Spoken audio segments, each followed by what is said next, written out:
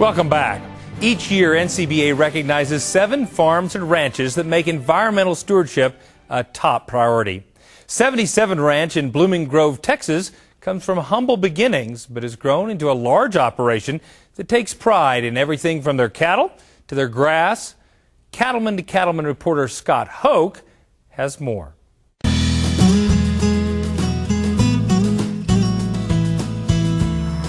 In the cool of a Texas morning, Gary Price and his son Gary Lee are moving cattle. The 77 Ranch got its start 36 years ago when Gary and Sue Price acquired their first piece of land from a family friend. The ranch actually has been put together through the years. We bought the first piece of property back in 1976 from a good old friend of mine named Lee Lowe.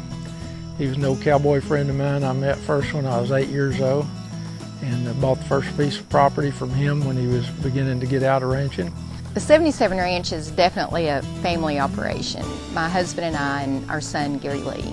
I'm fortunate to be married to a husband that loves his job. Every day he gets up and he can't wait to get out and try to make things better. The 77 Ranch has grown to nearly 2,500 acres today. Because Gary and Sue acquired it piece by piece, their land is in various stages of restoration. Some of these areas that we know are cropped old fields, we've gone back in and we've reseeded those with native grass mixes and forbs.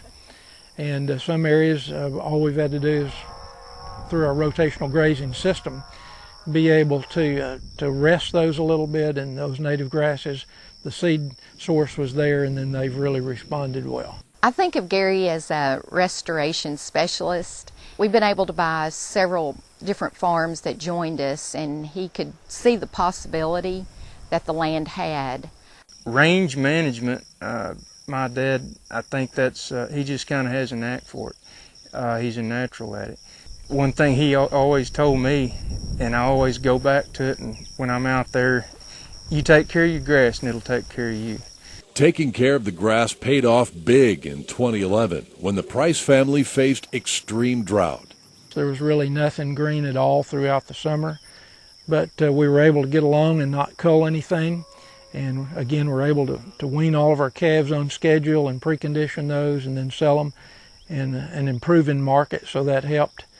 But it just showed us the value of range health. I think the main reason they came through that drought strongly was because they left a lot of grass here when things were good, and they didn't try to take it all. They didn't try to mine all the nutrients out of the country.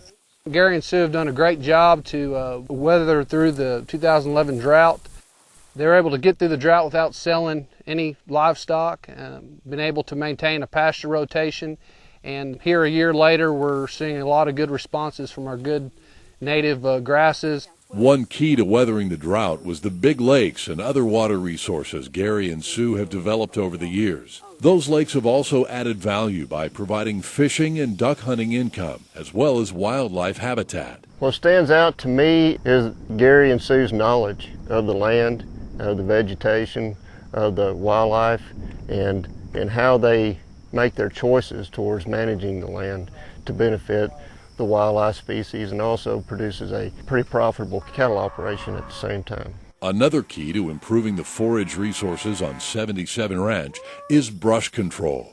We like individual plant treatment because we're not disturbing the ground. We've got a lot of good native grass base here that we don't want to go in with a dozer and tear that up. So if we can do individual plant treatment, then we've kept that grass intact, and it's worked well for us. You know, Remedy and Diesel are a great product together that can absolutely do a tremendous job on mesquite, and mesquite would be our #1 brush problem. The list of conservation projects on 77 Ranch is long. Gary worked with Ducks Unlimited to install a seasonal wetland.